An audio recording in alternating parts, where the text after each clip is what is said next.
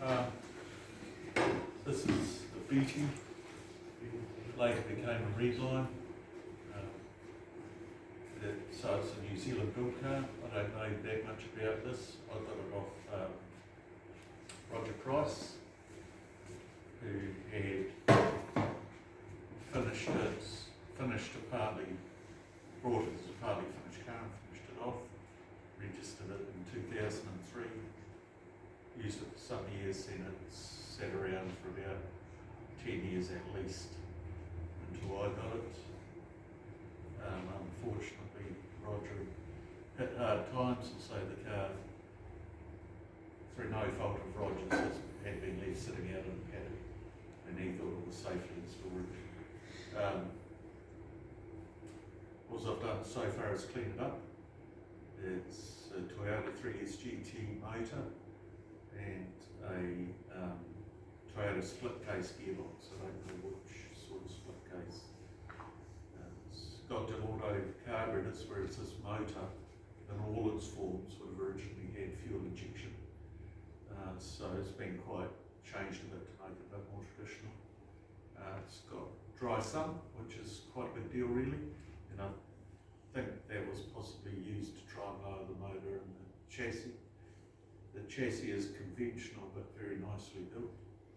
The back end is an Escort back end. It's got Mark III Cortina front uprights and brakes, and a Cortina rack, and a Japanese steering column. But a lot of the car is fabricated. It was fabricated by Stephen Beattie, who, like so many guys, is incredibly talented to be stuck away in a little corner in New Zealand and building these fabulous cars. My understanding is that there were 34 of this model Beattie built in total, although they did vary a bit in their outlay. Since then, Beattie's gone on to build a sort of Lotus lookalike semi-replica and a couple of rear mid-engine cars. This is front mid-engine, but the engine sat well past the front axle line. So, and it's just traditional 50s and 60s kind of sports car detailing. It reminded Roger of an Alva. It reminds Steve and I of Lola, which is one of the ultimate racing brands, I suppose. And that's all. There's not really much to tell. It was very nicely finished when originally done, but unfortunately, because it had been left on wet grass, so there's some rust underneath, and the arms will need to be taken off, cleaned, and the belts need to be replaced, and the hoses need to be replaced. So it's a bit, it's a little bit of a sad story, but when I saw the car, I arranged to buy it off Roger. I wasn't going to leave it there any longer, as much as anything to at least get it clean and undercover. So if someone else ever wanted to take it over there, it would sort of stop the rot a little bit. So I brought it off Roger, who was the original owner. Then the only few things I've done is I've approached LVVTA, who I've got a letter from them saying that the car can be re-registered as a road car because the registration is dormant, because it has the printed style of modification plate. However, if it was on the old paper style of modification declaration, then it would no longer be able to be registered. It would have to be recertified. So that was, I didn't know that when I brought it, so obviously that was quite good news to me.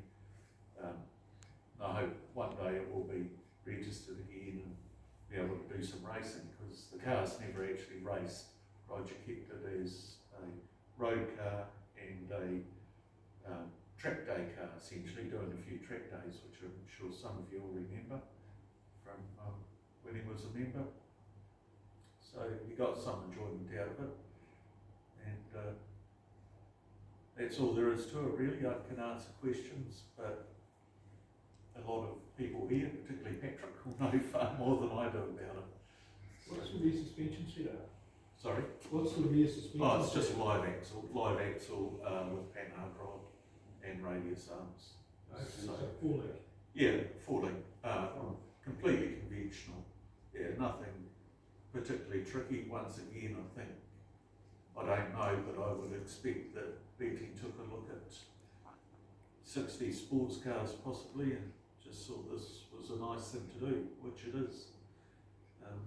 But it's conventional but very well built as far as I can see. Far better than I could build, but hopefully not better than I can fix. So, he would have had an inventive brain. There's some photos up here of the build that people can look at if you wish. So there's all sorts of things you could update on it now, but because it's got to be re-registered as a road car, it'll be pretty much just staying as it is with the worn out or aged parts replaced, particularly rubber parts and the other parts that might break or stop the car, just replaced as necessary, and a couple of tubes replaced in the chassis just for rust, which is a bit miserable really, but that's the way it goes. So there we go. So have a look, and if you have any questions I'll answer it where I can, but I probably can't answer that much. Have you had a look under it? How easy is the body going to be to come to lift off? It won't be too bad. It's mostly riveted and bolted on. That's the top half of the body, so you'd split it along here. This piece would come off relatively easily. Still be a couple of days work probably. Drill out all the rivets, unbolt everything. You'd have to pull all the trim out. Then this would lift off and reveal the top of the chassis. To repair the rust underneath, it's going to be a little bit of work because I'm going to have to cut out the floors both sides, which are actually welded steel floors, which is a little heavy but would have added to the strength of the car when it was made. Because, its main intention, I guess, with this particular car was as a road car. So it's nice to have the extra strength there.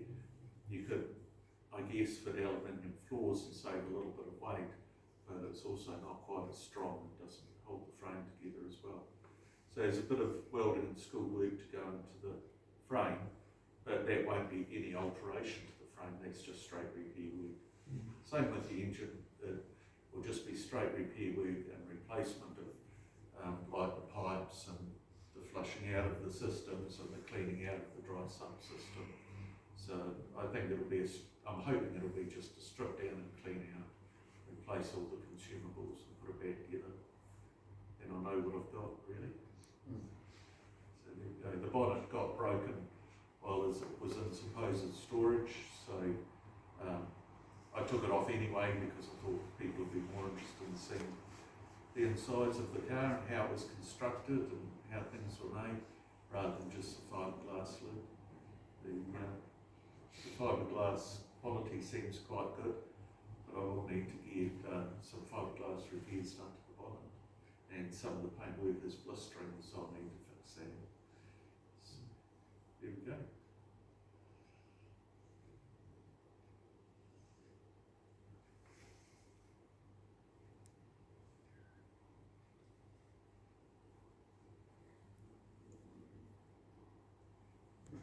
So you planning on racing it, Andrew, or conveying it, or just possibly driving around the base?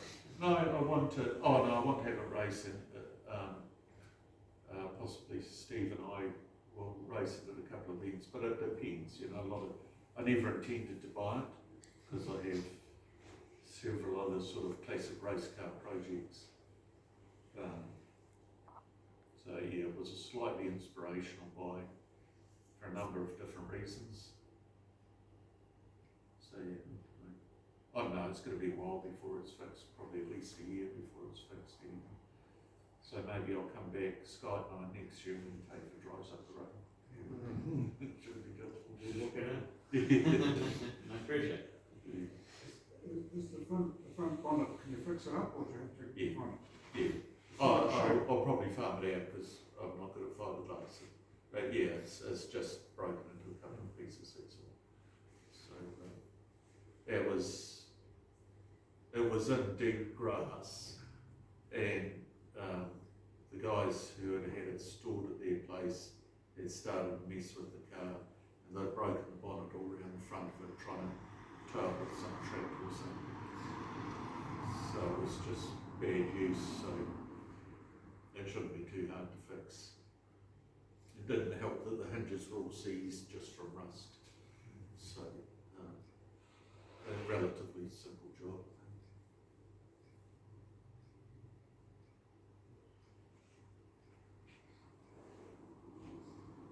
So when was the last time it was running? I don't know. Roger put it into storage. He thinks about 10 years before I bought it, so 2013, 2012, 2013 would have been the last time it was running. So it was registered in 2003, so it would have, I guess, it would have had 10 years running in use. Nice. Or, so a decent bit, and then 10 years of being left to neglect. It did, something broke on it when Roger parked it up and he couldn't afford to have it fixed. So we'll discover what that is on the way through. But I suspect it was a clutch, because the clutch isn't working. Oh, okay. So yeah, I'll pull the motor out and fix that. So it's going to be a bit learning curve because it's someone else's thinking, but I'm really impressed with it actually. It's a very nicely built car. And if this had come out of a English garage east, it it'd be sort of worth probably 200,000 or 300,000 US and be off in America in someone's valued collection. But in New Zealand, we often don't value our own skills highly enough. So I think it's just like that, really. Well, it's in your value collection then. Yeah, my valued collection. Yes. I'm sorry, it's not very inventive. It's quite conventional compared to some cars you have here. But it's pretty cool just the same. Someone like me is never going to be able to afford a Lola or an Alpha, so I guess this is the New Zealand equivalent.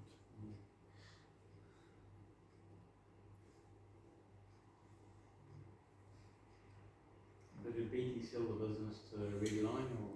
Yeah, I've read about it in the book, and he sold it to a chap up there who Beattie built the first few. This is actually Beattie. Then they were renamed the Red Line Sports, the identical car, for the remainder. So I understand there was 34 of both Beatties and the Red Line Sports made of this shape. But my understanding is Beattie went through some pretty hard personal times, not financially but emotionally, and so they needed some time out from it or something. Have you ever seen one driving around? I've seen one racing. There's a red one, same model. I'm not sure if it's a Beattie or a Red Line. It's extremely fast, but it is to a much more modern specification than this. Same motor, but everything else is a much more modern specification. Because these are a very strong motor. Particularly, I've had some experience with these motors with my son's cars. I've turbocharged one and got 300 rear wheel horsepower, and a turbocharged injected one that's just normally aspirated on carbs. So I guess I'd hope that ultimately you'd get 160 horsepower out of it or something like that, which is quite a lot for a car like this. Was the motor dry sump right from the beginning? I think so, yes. I've got built pictures of it, and I think so. But the Toyota motor itself wasn't dry sump. Oh, was it? the Toyota motor wasn't. The Toyota motor's conventional sump, wet sump. And they work well with that. This is the first one that I've had that's dry sump. The other ones, even the turbocharged cars, you'd simply baffle the sump considerably and put a cooler in. Because there's no, I think the dry sump is done is to lower the motor, possibly. But I mean, that's something, if you got hold of Beattie or Red Line, they could tell you, whereas I wouldn't know. So yeah, you can tell it's a Japanese motor because it was an English motor or BDA, the chassis wouldn't have rusted because it would have sprayed all the water. Really, you need to have some oil leaks.